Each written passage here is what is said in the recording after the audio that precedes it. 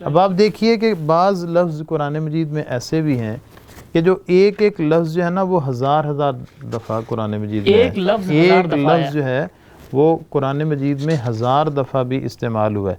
لفظ رب کو آپ دیکھیے 970 دفعہ لفظ رب جو ہے وہ قرآن مجید میں استعمال ہوا. اور رب کا مطلب ہم سب کو پتہ ہے, ہم سب جانتے ہیں. بالکل ٹھیک ہے, پالن ہار ہے. اسی طرح علیم لفظ ہے 162 دفعہ آیا ہے.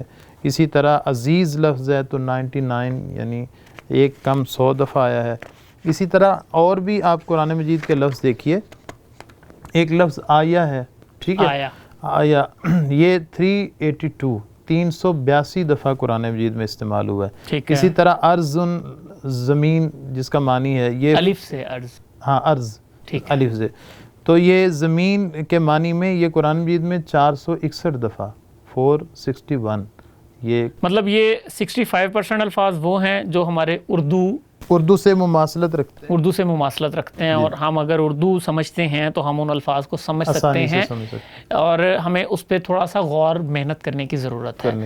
اور اس کے بعد 15% ورڈز یا 20% وہ لفظ ہیں 20% ورڈز وہ ہیں جو ریپیٹ ہیں, مطلب آپ ان کو ایک دفعہ سمجھ لیں کہ بھئی اس لفظ کا معنی کیا ہے,